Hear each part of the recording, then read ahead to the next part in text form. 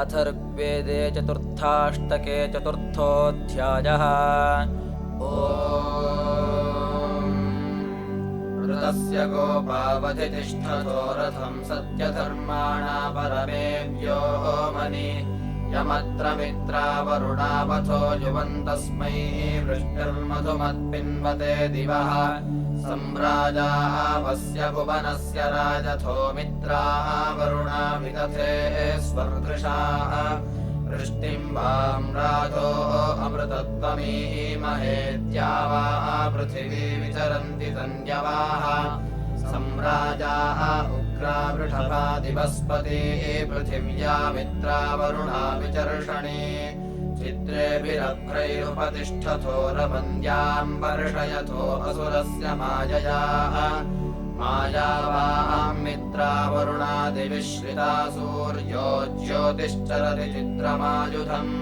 तमभ्रेण वृष्ट्या गोहथो दिवि पर्जन्यद्रप्सा मधुमन्तरीरते रथैयुञ्जते मरुतः शुभे सुखं शूरो न मित्रा वरुणा कविष्टिषु प्रजांसि चित्रा विचरन्ति तन्यवो दिवः सम्राजापयसा न उक्षतम् वाचं सुमित्रा वरुणा विरावतीं पर्जन्यश्चित्रां वदति द्विषीमतीम् अभ्रावसत मरुतः सुमाजयात्यां वर्षयतमरुणामरेपसम् धर्मणा मित्रा वरुणा विपश्चिता व्रता रक्षेथे असुरस्य माययाः रतेन विश्वं भुवनं विराजतः सूर्यमाधत्थो दिवि चित्र्यं रथम् वरुणं वो निषादसमृचा मित्रं हवामहे पर्यौरजेव बाह्वोर्जगन्वां सा स्वर्णरम् तापाहवासु चेतुना प्रयन्तमस्मा अर्चते शेवं हि धार्यं वां विश्वासुक्षासु जोगुवे यन्नो नमस्याङ्गतिं मित्रस्य यायां पथा अस्य प्रियस्य शर्मण्यहिंसानस्य सश्चिरे युवाभ्यां मित्रा वरुणोपमन्धेयामृचा यद्धक्षये मघोनां स्तोत्रोणां च स्फूर्धसे आनो मित्रसुनीतिभिर्वरुणश्च सतस्थः स्वेक्षये मघोनां सखीनां च वृथसे युवन्नो येषु वरुणक्षत्रं बृहच्च बिभृथः वरुणो वाजसातये कृतं राजे स्वस्तये उच्छन्त्यां मे यजता देवक्षत्रेरुषद्गवे सुतं सोमन्नहस्तिभिरापड्भिर्धावतन्नरा बिभ्रता वर्चनानसम् यश्चिकेतस सुक्रतुर्ते भद्रा सब्रवीतु नः वरुणो यस्य दर्शतो मित्रो भावनते गिराः आहि श्रेष्ठवर्चसा राजानादीर्घश्रुत्तमा तासत्पतिर्ता वृथर्ता वाहानाजने जने तावामियानो वसे पूर्वा उपब्रुवे सचाः स्वश्वासस्सु चेतुनावादाङ्गभिप्रदावने मित्रो अम्भोश्चिरादुरुक्षयाय गातुम् वनते मित्रस्य हि प्रदूर्वतः सुमतिरस्ति विधलः वयम् मित्रस्यावसि स्याम सप्रथस्तमे अनेहसस्तोतयः सत्रा वरुणशेषसः युवम् मित्रे मञ्जनय्यतथः सञ्जनयथः मामघो नः परिख्यतम् वो अस्माकवृषेणाङ्गोपीठेन उरुष्यतम् आचिकिता न सुक्रतो देवौ मर्तरिषादसा वरुणाय ऋतपेशसे दधीतप्रयसे महे ताहि क्षत्रमविहृतम् सम्यकसूर्या अमाशाते अथौ रते वमानुषम् स्वा अर्णदायि दर्शतम् तावामेषे रथानामुर्वेङ्गव्यो दिवेशाम् प्रातहौ यस्य सुष्टुतिम् दधृक्स्तोमैर्मनामहे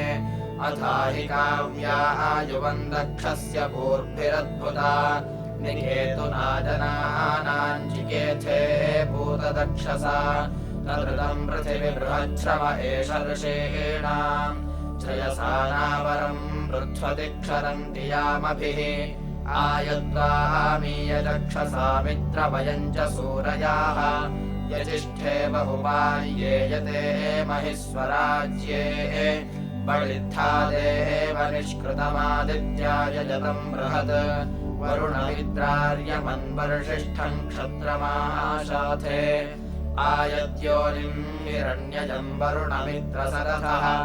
जन्ताराजर्षणीनायन्तम् सुम्नम् वृषादसा विश्वे हि विश्ववेदसो वरुणो मित्रो अर्यमा प्रतापदेव षष्ठिरे पान्तिमत्यम् वृषः ते हि सत्यारतस्पृशऋतावानो जने जने सुमेधासः सुदानवोऽम्भोश्चिदुरुचक्रयः को नु वाहम् मित्रास्तुतो वरुणो वा तनूनाम् तत्सु वामेषते मतिरत्रिभ्य एषते मतिः प्रभो मित्राय गायत वरुणाय विपागिरा महि क्षत्रावृतम् बृहत् सम्राजाय घृतयो निमित्रश्चोभावरुणश्च देवा देवेषु प्रशस्ता दानः शक्तम् पार्थिवस्य महोरायो दिव्यस्य महिमान् क्षत्रम् देवेषु ऋतमृतेन सपन्दे शिरम् दक्षमाशाते अद्रुहा देवौ वर्धेते वृष्टिद्याः वारीद्याः पेशस्पतिदानुमत्याः बृहन्तम् गर्तमाशाते त्रीलोचना वरुणत्रीम् ऋतद्योन्त्रीणि मित्रधारयथो रजांसे वावृधानावमतिम् क्षत्रियस्यानूरतम् रक्षमाणावधुर्यम् इरावतेर्वरुणधेनवो वाम् मधुमत्वाम् सिन्धवो मित्रदुह्रे त्रयस्तस्थुरवृषभासस्तिसॄणाम् धिषणानाम् रेतोधा विद्युमन्ताः प्रातर्देवीमदितिञ्जो हवीमि मध्यम् दिन उदिता सूर्यस्य प्राये मित्रा वरुणा सर्वता तेळे तोकायतनयाय संयोः या धर्तारा रजसो रोचनस्योतादित्या दिव्या पार्थिवस्य नवान् देवा अमृता आविनन्ति व्रतानि मित्रा वरुणा ध्रुवाणि पुरोरुणाचित्यस्त्यवो नूनम् वाम् वरुण मित्रवंसि वाम् सुमतिम् तावाहम् सम्यगद्रुह्वाणे शमश्यामधायसे वयन्ते रुद्रास्याम आतन्नो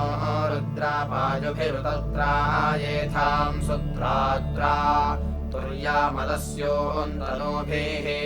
मा कस्याद्भुतक्रतो यक्षम् भुजे मातनोभिः मा शेषसा मातनसा आनो गन्तम् ऋषादसा वरुणमित्रबर्हणाः उपेमञ्चारुमध्वरम् विश्वस्य हि प्रचेतसा वरुणमित्रराजथः ईशानापिप्यतम् धिजाः उपनः सुतमागतम् वरुणमित्रदाशुषाः अस्य सोमस्य पीतये आमित्रे वरुणे वयङ्गीर्भिर्जुहुमो अत्रिवत् निबर्हिषि सततम् सोमपीतये व्रतेन स्थो ध्रुवक्षे माधर्मणायातयज्जना निबर्हिषि सततम् सोमपीतये मित्रश्च नो वरुणश्च दुषेताम् यज्ञमिष्टये निबर्हिषि सतताम् सोमपीतये यदद्यस्थः परावति यदर्वावत्यश्विना यद्वा पुरो पुरुभुजायदन्तरिक्ष आगतम् इहत्या पुरुभूतमा पुरोदम् साहंसि बिभ्रता परस्यायाम् यद्रिगो हुवेतु विष्णवा भुजे ईर्मान्यद्वपुषे वपुश्चक्रम् रथस्य ये मधुः पर्यन्यानाहुषा युगामह्नारजाहंसि दीयथः तदोषु वामेनाकृतम् विश्वायद्वामनुष्टवे नानाजातावरेपसा समस्मे बन्धुमे यथुः आयद्वाहम् सूर्यारथम् तिष्ठद्रघुष्यतम् सदा परिवामरुषावयो घृणावरन्त आतपाः युवोरस्त्रिश्चिकेतति नराः सुम्नेन चेतसा कर्मय्यद्वामरेपसन्ना सत्यास्ना पुरण्यते उग्रो वा अङ्ककुहो यैशृण्वेयामेषु सन्तनिः यद्वान्तम् सोऽभिरश्विनात्रन्नराववर्तते मध्व ऊषु मधोयुवा रुद्रासि शक्तिपिप्युषेः यत्समुद्रातिपर्षथः पक्वाः पृक्षो भरन्तवा सत्यमिद्वा उ अश्विना युवा माहुर्मयो भुवाः तायामन्यामहोतमायामन्नामृळयत्तमा इमा ब्रह्माणि वर्धनाश्विभ्याम् सन्तुषन्तमा या तक्षामरथाहम् इवावोचाम बृहन्नमाः कूष्ठो देवावश्विनाद्यानि वो मनावसो तच्छ्रवथो वृषण्वसो अत्रर्वामा विवासते कुहत्या कुहनुश्रुतादिवि देवानासत्या कस्मिन्नायतथो जले को वा अन्नदीनाम् सजाः कय्याथः कम्भगच्छथः कमच्छायुञ्जाथेरथम् कस्य ब्रह्माणिरण्यथो वयम् वामुष्मसेष्टये पौरञ्चिद्युतप्लुतम् पौरपौराय जिन्वथः यदेन्द्रभीतदातये सिंहमिव बृहस्पते प्रत्यवानाज्जुजुरुषो पौरिमत्कर्णमुञ्जथः युवायदे कृतः पुनराकाममृण्वे बद्धाः अस्ति हि वामिह स्तोतास्मसि वां सन्दृशश्रिये नो श्रुतम् महागतमवोभिर्वाजिनीवसु को वामद्य पुरोणामावौने मर्त्यानाम् को विप्रो विप्रवाहसा को यज्ञैर्वाजिनीवसु आवाम् रथो रथानाञ्ज्येष्ठो यात्मश्विना पुरोचिदस्मयुस्थिर आहङ्घोषो मर्त्येष्वा शमोषु वाहम् मधो युवास्माकमस्तु चरकृतिः अर्वाचीनाभिचेतसा विभिष्येनेव दीयतम् अश्विना यद्धकर्हिजिच्छुश्रूयातमिमम् हवम् वस्वेरोषु वाम्भुजः पृञ्चन्ति सुवाम् प्रजाः प्रतिप्रियतमम् रथम् वृषणम् वसुवाहनम् स्तोता वामश्विना वृषिस्तोमेन प्रतिपोषति माध्वेममश्रुतम् हवम् अत्यायानमश्विना तिरो विश्वाः अहंसनाः तस्रा हिरण्यवर्तने सुषुम्ना सिन्धुवाहसा माध्वेममश्रुतम् हवम् आनो रत्नानि बिभ्रतावश्विना गच्छतम् युवम् रुद्रा हिरण्यवर्तने जुषाणा वाजिनीवसो माध्वेममश्रुतम् हवम् सुष्टुभो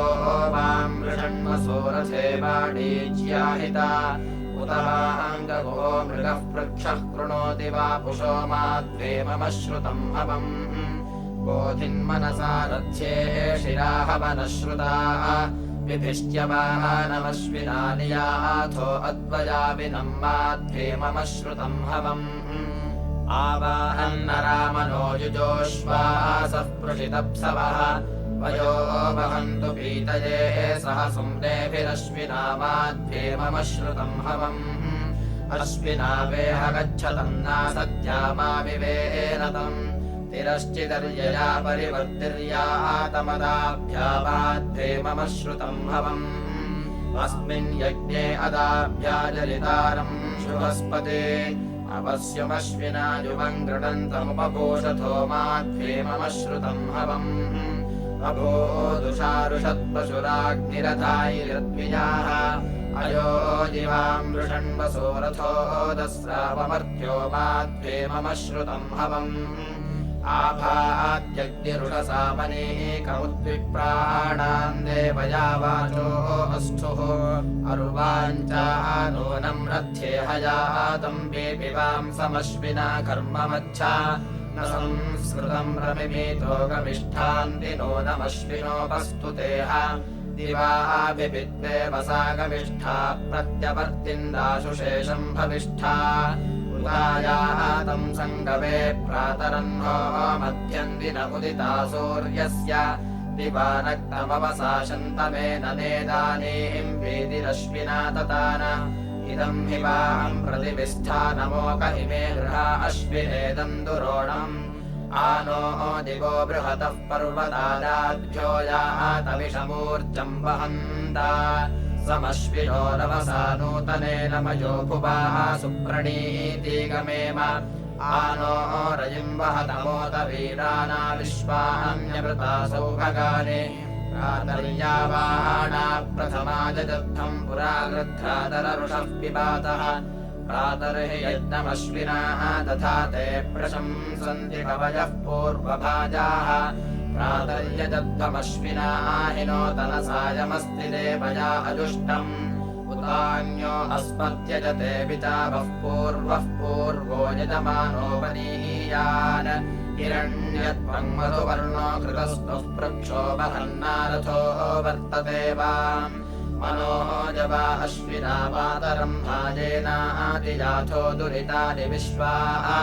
योगो जिष्ठन्ना सत्याभ्याम् विवेशजनिष्ठम् वित्तोररते विभागे सतोकमस्य पीपरच्छमीभिरनोऽर्ध्वभासः सदवित्तुर्यात् समश्विनोरवसा नूतनेन मयो भुवाः सुप्रणीतीगमेम आनो रयिम् वहतमोत वीराना विश्वान्यमृता सौभगानि अश्विना वेह गच्छतन्ना सत्यामा विवेन तम् हंसाविव पदतमासुताङ्गुप अश्विना हरिणा विव गौरा विवानुयवसम् हंसाविव पदतमासुताङ्गुप अश्विना वाजिनीवसो जुषेथा यज्ञमिष्टये हंसाविव पदतमासुताङ्गुप अत्र यद्वा आमवरोहन् द्रवे समजो हवेन्नाथमाने वयोषाः श्येनस्य चिज्जवसा नूतनेनागच्छतमश्विना शन्तमेन विजीष्वनस्पते योनिःसूष्यन्त्या इव श्रुतम् मे अश्विना हवम् सप्तभद्रिम् च मुञ्चतम् भीताय नाथमाना जर्षजे सप्तभद्रजे माजाभिरश्विना युवम् वृक्षम् सञ्च विचाचथः यथा वातः पुष्करिणीम् समिङ्गयति सर्वताः एवाते गर्भ एजति निरयितु दशमास्यः यथा वातो यथा वनै यथा समुद्र एजति एवात्वम् दशमास्य सहावे एहि जरायुणा दशमासा अंशशयानः कुमारो अधिमातरि निरयितु जीवो अक्षतो जीवो जीवन्त्या अधि महेनो अद्यबोधयोषो राजेति विद्मते यथा चिन्नो अबोधयः सद्यश्रवसि बाह्ये सुजाते अश्वसूनृते यासु नीथेशौ चत्रथेव्यौच्छोदुहितर्दिवः साव्युच्छसहीयसि सद्यश्रवसि बाह्ये सुजाते अश्वसूनृते सा नो अद्या भरद्वसुर्युच्छादुहितर्दिवः यो व्यौच्छसहीयसि सद्यश्रवसि बाह्ये सुजाते अश्वसूनृते अभियेत्वा विभावरिस्तोमैर्गृणन्ति वह्नयः मघैर्मघोनि सुश्रियोदामन्वन्तः सुरातयः सुजाते अश्वसूनृते यच्चिद्धिते गणा इमे छदयन्ति मघत्तये परिचिद्वष्टयो दधुर्ददतो राधो अह्रयम् सुजाते अश्वसूनृते ऐषुधा वीरवद्यशपुषो मघोनि सूरिषु येनो राधांस्यह्रया मघवानो हरासत सुजाते अश्वसूनृते तेभ्यो द्युम्नम् बृहद्यशपुषो मघोन्यावः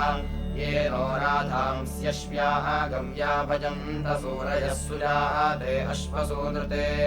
उत नो गोमतीरिषावहादुहितर्दिवः साकम् सूर्यस्य रश्मिभिः शुक्रैः शोचद्भिरर्चिभिः सुजाते अश्वसूनृते युच्छादुहितर्दिवो माचिरन्दनुथापाः नेत्वास्तेन यथा रिपुन्दपातिसूरोः अर्चिषा सुजाते अश्वसूनृते एतावद्वेदुषस्तम् भूयो वादातुमर्हसि यास्पोर्भ्यो विभावरियुच्छन्देन प्रमीयसे सुजाते अश्वसूनृते युतद्यामानम् रहते मृतेन ऋतावरीमरुणप्सुम् विभाति देवीमुषसंस्वरावहन्तीम् प्रतिविप्रासो मतिभिर्चरन्ते एषा जनम् दर्शता बोधयन्ते सुगान् पथः कृण्वति यात्यग्रे बृहद्रथा बृहदे विश्वमिन्वोषाज्योतिर्यच्छत्यग्रे अह्नाः एषा गोभिररुणेभिर्युजानास्त्रे तन्तीरयिमप्रायुचक्रे पथोरदन्ते सुविदाय देवी पुरुष्टुता विश्ववारा विभाति एषा व्येनी भवतीत्युपरहा आविष्कृण्वाना तन्वम् पुरस्तात् ऋतस्य पन्थामन्वेति साधु प्रजानते वनदिशो मिनाति एषा शुक्रानतन्वो विदानोर्ध्वे वस्नाति दृशयेनो अस्तात् अपद्वेषोपादमानातमां स्युषा दिवो दुहिता ज्योतिषागात् एषा प्रतीची दुहिता दिवो नृन्योषेव भद्रा निरिणीते अप्साः योन्मतीराशुषे वार्याणि पुनर्ज्योतिर्युवतिः पूर्वथाकः युञ्जते मन उत युञ्जते धियो विप्रा विप्रस्य बृहतो विपश्चिताः विहोत्राः दधेव युनाविदेक इन्मही देवस्य सवितुः परिष्टुतिः विश्वारूपाणि प्रतिमुञ्चते कविः प्रासावेद्भद्रम् विपदे चतुष्पदे विनाकमक्षत्सवितावरेण्यो न प्रयाणमुषसो विराजते यस्य प्रयाणमन्वन्य इत्ययुर्देवा देवस्य महिमा नमोजसा यः पार्थिवानि विममे स एतशोरजाहंसि देवस्य पितामहित्मना उदयासि सवितस्त्रीणि रोचनोत सूर्यस्य रश्मिभिः समुच्यसे उत रात्रे एव भयतः परेयस उत मित्रो भवसि देवधर्मभिः उतेशिषे प्रसवस्य त्वमेक इदुत पूषा भवसि देवयामभिः उतेदम् विश्वम् भुवनम् विराजसि श्यापाश्वस्ते सवितस्तोममानशे तत्सवितुर्वृणीमहे वयम् देवस्य भोजनम् श्रेष्ठम् सर्वदातमन्तुरम् भगस्य धीमहि अस्य हि स्वयशस्तरम् सवितुः कच्चन प्रियम् न विनन्ति स्वराज्यम् स हि रत्नानि दाशुषे सुवाति सविता भगाः तम् भागम् चित्रमीमहे अद्यानो देव सवितः प्रजावत्साभिः सौभगम् पराः दुष्वप्रियम् सुवा विश्वानि देव सवितर्दुरितानि पराः सुवा यद्भद्रम् तन्न आसुवा अनागसो अदितये देवस्य सवितुः सवे विश्वाः वामानि धीमहि आविश्वते एवम् सत्पतिम् सोक्तैरद्यावृणीमहे सत्यसवम् सवितारम् य इमे उभे अहने पुर एत्यप्रयुच्छन् स्वाधीर्देवः सविता य इमा विश्वाः जातान्याः श्रावयति श्लोकेन प्रजसुवाति सविता अच्छाः वदतव सङ्गीर्भिराभिस्तु हि पर्जन्यन्नमसा विवास कलिक्रदृषभो जीरदाः नूरेतो रथाद्योषधीषु गर्भम् विवृक्षान्हन्त्युदहन्ति रक्षसो विश्वम् विभाज भुवनम् महावधात् उदानाः गाईषते वृष्ण्यावतो यत्पर्जन्यस्तनयन् हन्ति दुष्कृताः रथेव कषयाश्वाहङ्गभिक्षिपन्नाविर्दूतान् कृणुते वर्ष्याः दूरात् सिंहस्य स्तनथा उदीरते यत्पर्जन्यः कृणुते वर्ष्या अन्नभाः प्रभातावान्ति पतयन्ति विद्युत उदोषधीर्जिहते बिन्वते स्वाहा इरा विश्वस्मै भुवनाय जायते यत्पर्जन्यः पृथिवीम् रेतसावति यस्य ऊरते पृथिवी नन्नमीति यस्य ऊरते शभवज्जर्पुरीति यस्य ऊरत ओषधीर्विश्वरोपास्सनः पर्जन्यमहि शर्म यच्छ दिवो नो वृष्टिम् मरुतोररीध्वम् रविन्मदवृष्णो अश्वस्य धाराः अरुवामेतेन स्तनयित्नुने ह्यपो निषिञ्चन्नसुरः पितानाः अभिक्रन्दस्तनजगर्भमाधाः उदन्वता परिदीया रथेन धृतिम् सुकर्षभिषितम् यञ्चम् समाभवन्तोद्वतो निपादाः महान्तम् कोशमुदचारिषिञ्चस्यन्दन्ताङ्कुल्याभिषिताः पुरस्तात् कृतेन द्यावा पृथिवीव्युन्दिषु प्रपाणम् भवत्पज्ञाभ्याः यत्पर्जन्यकनिकृतस्तनयन्हंसि दुष्कृताः प्रतीतम् विश्वम् मोदते यत्किञ्च पृथिव्यामधि अपर्षेर्वर्षमुदुषो गृभाया कर्धन्वान्यत्येहेतवाओ अजेजन ओषधेर्भोजनायकमुत प्रजाभ्यो विदो मनीषाम् बलित्था पर्वतानाम् छिद्रम् बिभर्षि पृथिवी प्रया भूमिम् प्रवत्पति मह्नाजिनोषि महिनि स्तोमासस्त्वा विचारिणि प्रतिष्ठोभन्त्यक्तुभिः प्रया वाजन्महे सन्तम् पेरुमस्यर्जुनि दृढाचिद्या वनस्पतीः क्ष्मयादर्थर्ष्योजसा यत्ते अभ्रस्य विद्युतो दिवो वर्षन्ति वृष्टयाः वर्षन्तु ते विभावरि दिवो अभ्रस्य विद्युताः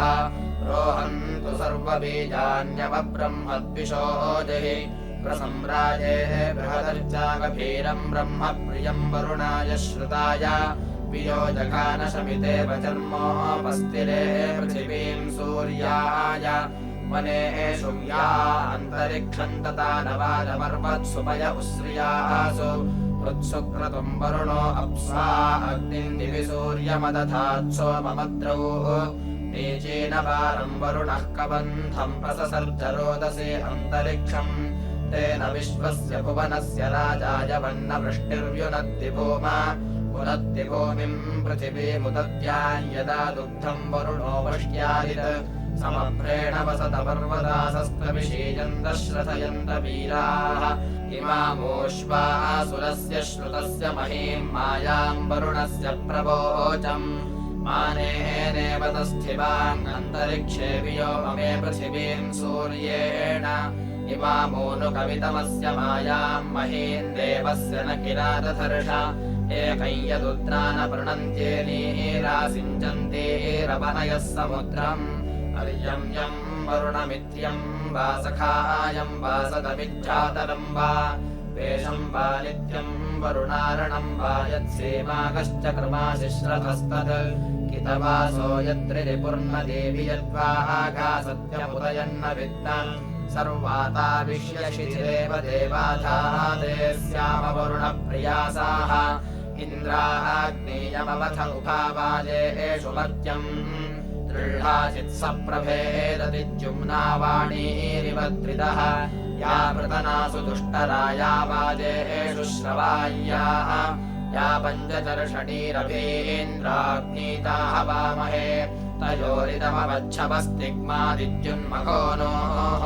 प्रतिद्रुणागवस्त्योर्गवाम् रत्रघ्न एषते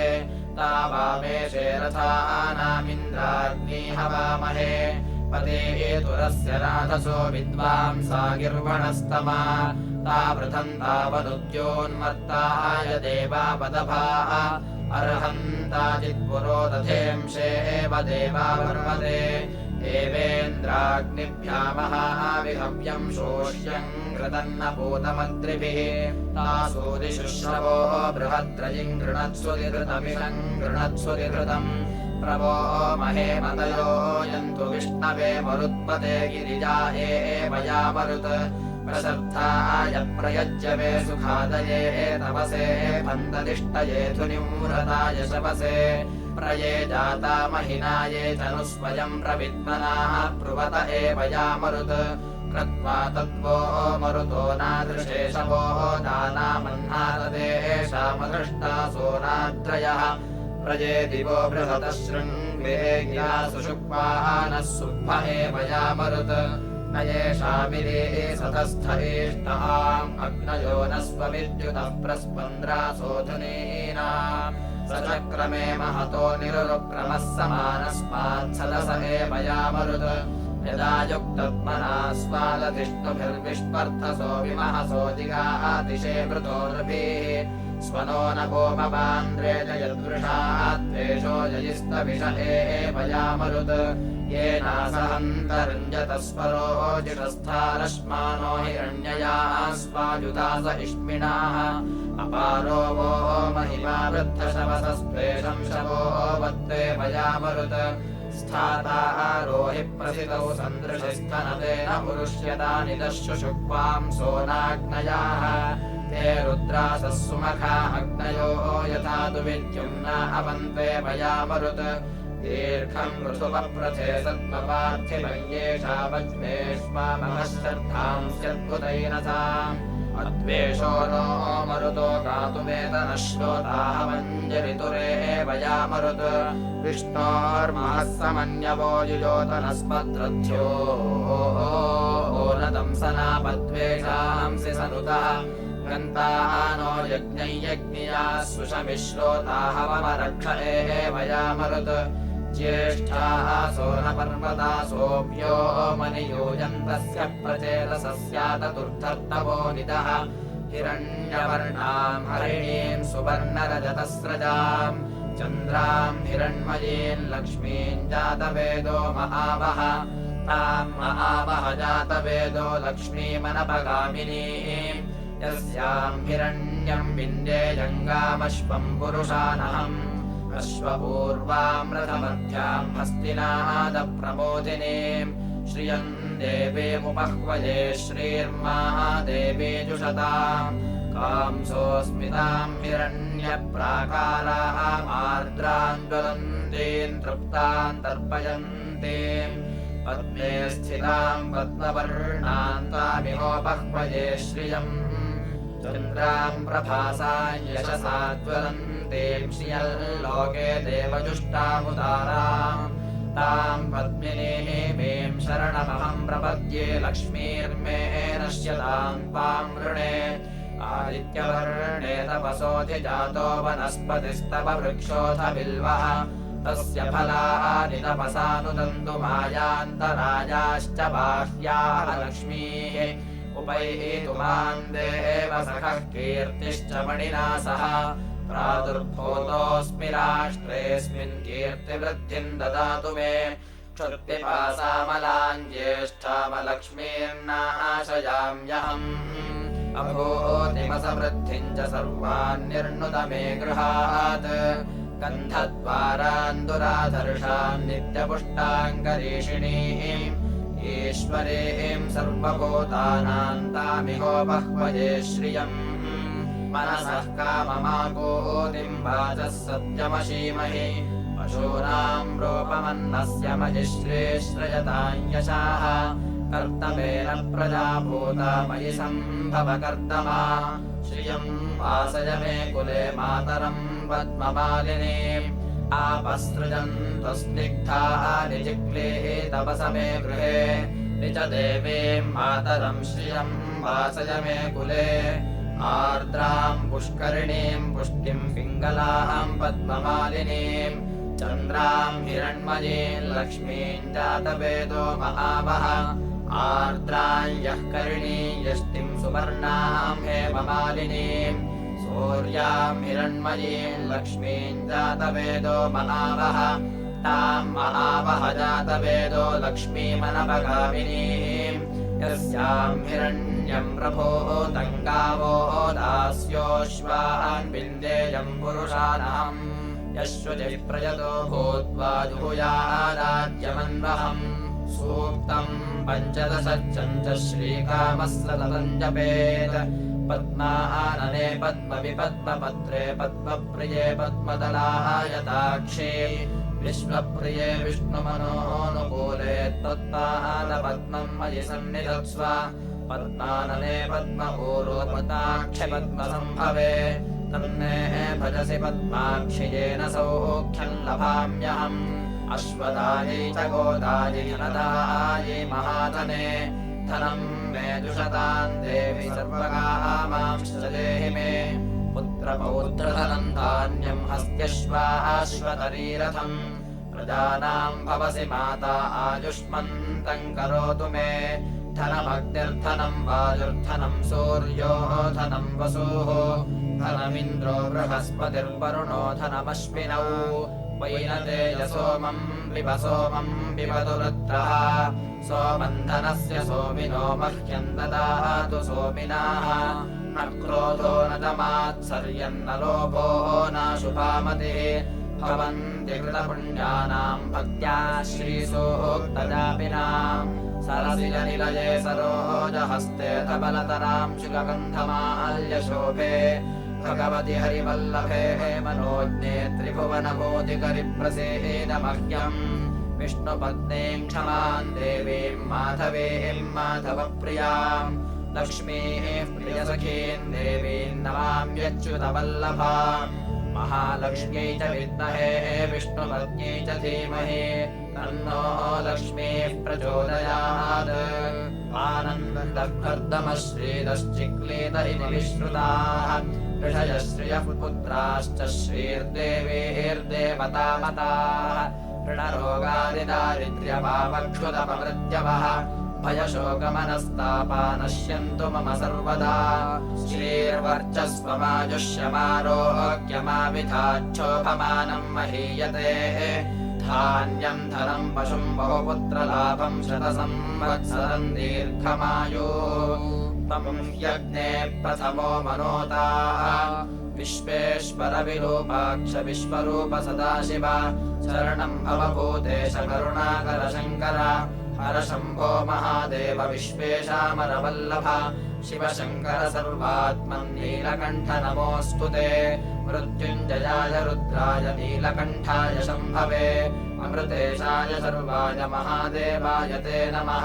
उग्रायोग्राघनाशाय भीमाय भयहारिणे ईशानाय नमस्तुभ्यम् पशूनाम् पतये नमः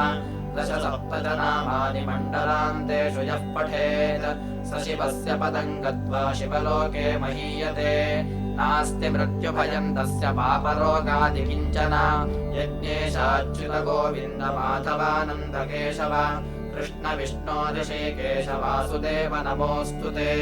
कृष्णाय गोपीनाथाय चक्रिणे मुरवैरिणे रुक्मिणीशाय गोपाय गोविन्दाय नमो नमः साक्षान्मूलप्रमाणाय विष्णोरमिततेजसे आद्याय सर्ववेदानाम् ऋग्वेदाय नमो नमः हरिहर शिव शङ्कर वामन वासुदेव विरामस्तावत् विश्वेश्वराय नमः हरिः ॐ श्रीगुरुभ्यो नमः हरिः ॐ त्वम् ह्यग्ने प्रथमो मनोदास्याधियो अभवोदस्महोदा त्वम् सीम् वृषन्न कृणोर्दुष्टरे हेतुसहो विश्वस्मै सहसे सहध्यै अथाहोतान्यसेतो यजेयानिलस्पद इषयन्नेड्यः सन् तन्त्वा नरः प्रथमम् देवयन्तो महोराजे चितयन्तो अनुग्मन् कृते वयन्तम् बहुभिर्वसव्यैस्पेदजिञ्जाः कृवांसो अनुग्मन् वृषन्तमग्निम् दर्शतम् बृहन्तम् पपावन्तम् विश्वः आदिदिवांसम् पदम् देवस्य नमसाप्यन्तश्रवस्य वश्रव आपन्नमृक्तम् नामानि चित्तधिरे यज्ञियानि भद्रायान्तेर्णयन्त सन्दृष्टौ त्वाम् वर्धन्ति क्षितयः पृथिव्याम् ताम् राय उभयासो जनानाम् त्वम् त्राता तरणे चेत्यो भूः पिता माता सदमिन्मानुषाणाम् सपर्येण्यः स प्रियो विक्ष्वा अग्निर्होता मन्द्रो निशसादाय जीयान् तन्ताः वयन्तमहादेहे दिवाम् समुपज्ञुबाधो नमसा सदेव तन्ताः वयम् सुज्यो नव्यमग्ने सुम्नाय वहीमहे देवयन्ताः त्वम् विशो अनयोदीद्यानो दिवो अग्ने बृहदारोः जलेन विशाङ्कविम् विष्पतिम् शश्वतीनान्नितोषणम् वृषभञ्जर्षणीनाम् प्रेतीषणि विषयन्तम् पावकम् राजन्तमग्नीयजतम् व्रजीणाम् सो अग्नबीजे शशमे च मर्तो यस्तवानट्समिधाः हव्यदातिम् य आहुतिम् परिवेदा नमोभिर्विश्वेत्सभामादधतेत्पोताः अस्मा उते महिमहे विधेम नमोभिरग्ने समिधोतहव्यैः वेदेः सूनो सहसो गीर्भिरुक्थैराते भद्रायाम् सुमतौ यतेम आयस्तदाथरोदसे विभासाश्रवोभिश्च श्रवस्या अस्तरुद्रः बृहद्भिर्वाजैस्थभिरेभिरस्मे देवद्भिरग्ने वितरम् विभाहि ध्रुवद्वसो सदमिद्देह्यस्मे भूरितोकायतनयाय पश्वः पूर्वीरिषो बृहतीरारे अघा अस्मे भद्रासौ श्रवसानि सन्तौ पुरोण्यग्ने पुरुधात्वायावसोरिराजन् वसुता ते अश्याम् पुरोणि हि त्वे पुरुवारसन्त्यग्ने वसुविधते राजनित्वे इति चतुर्थाष्टके चतुर्थोऽध्यायः।